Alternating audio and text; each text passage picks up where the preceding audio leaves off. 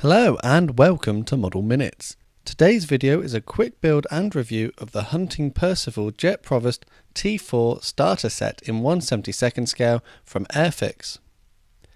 Airfix recommends that people constructing this kit be over the age of 8 years old, as sharp tools and the use of chemicals such as the paints and solvents can be toxic and give off fumes. As always, remember that adult supervision may be required. The kit comes complete with 4 paints, a small tube of polycement and a paintbrush. The rear of the box has the printed painting and decal instructions, whilst the assembly instructions are contained inside the box itself. The kit is comprised of a small sheet of decals and 4 sprues of component parts. 3 are moulded in the typical grey plastic and another smaller one is moulded in clear plastic containing the canopy of the aircraft.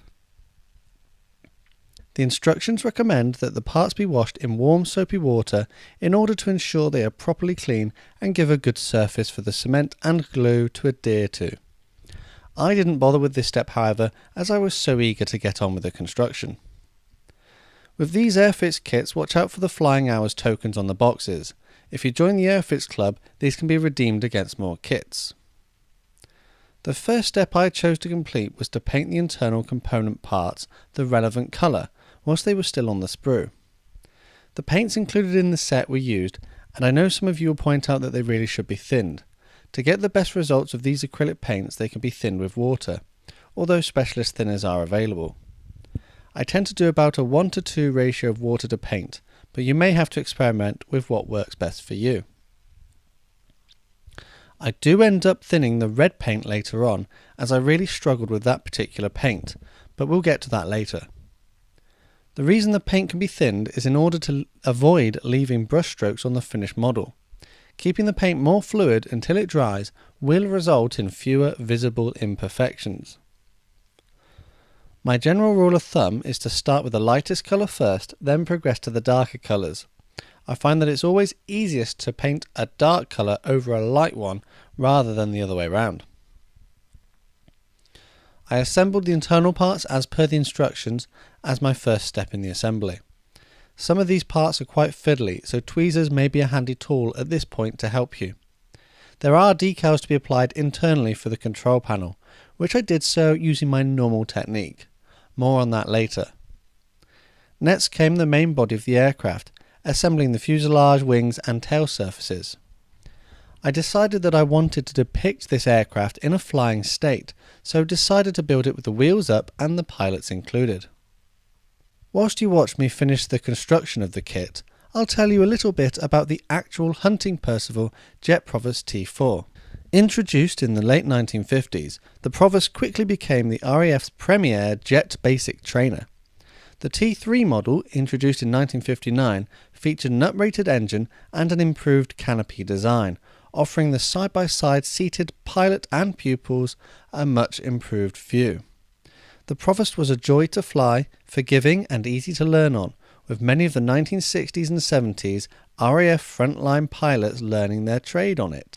Its reliability and strength also added to its suitability as a jet trainer, and the addition of wingtip tanks on the T3 also added to its endurance. The T4 model, which this kit depicts, introduced another upgrade to the engine, but was otherwise unchanged from the T3. The paint scheme Airfix have depicted in this kit is that of a Provost T4 from the Red Pelicans display team of the Central Flying School based at RAF Little Rissington in Gloucestershire in 1966. It is worth noting that if you intend to build the aircraft with wheels down, then additional weight will need to be added inside the nose of the model before final assembly of the 2 fuselage parts, in order to prevent it from sitting on its tail. As my wheels were going to be glued in the up position, I omitted this step. All parts of the aircraft went together well. As this is a newly designed model, there was not much sanding required to get the parts to fit snugly. The primary area I really struggled with in the construction of this kit was that of using the included humbrol 19 red paint. The paint is intended to give a gloss finish, and with hindsight I should have used a matte version then glossed over the top. The included paint was very thick and left considerable brush strokes on drying. Even thinning the paint didn't seem to help. I didn't need to use a satin varnish prior to the application of decals, as the overall finish was already shiny. A satin or gloss varnish should be used as the base for decals, as it prevents the decals from appearing silver and shiny on the model. The decals were cut from the sheet, soaked in warm water, and then gently applied to the kit, which had already been given a coat of decal set solution in the relevant position. The decals are positioned and left to cure. The solution allows for the decals to conform to the complicated contours and details of the model and look like they're painted on. For more information on how to apply decals, I made a video on this topic, so have a look for it on my channel. The canopy of the aircraft was painted whilst on the sprue and then glued in the closed position, but it does come with an option to be positioned open. I used a general purpose glue that dries clear and doesn't react with the plastic and fog it up, which polycement has a habit of doing.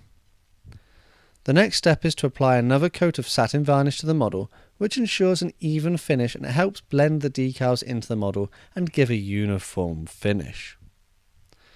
The final stage was a dart wash, again intended to highlight more detail, particularly the recessed areas. Humbrol 33 was mixed with water to about 50-50 ratio and a drop of washing up liquid added to ensure it flowed easily. Any excess wash was gently removed from the model with damp cotton buds or tissue paper. I decided not to weather the aircraft any further, as I don't think a display aircraft will be kept in a worn condition.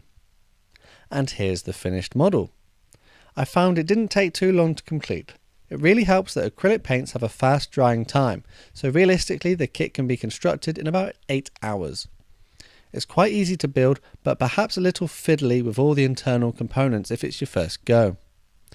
If I were to build it again, I'd have a go at using a different red paint, perhaps a spray can or a matte version with a final gloss varnish. This starter set retails for around £10 in the United Kingdom, but I was fortunate to get it at half price as it was on sale. I'll add the link to the kit in the description under the video if you want to have a go at it yourself. I am aware that Airfix also retails this kit on its own and not as part of a starter set, but it does come with different colour scheme choices.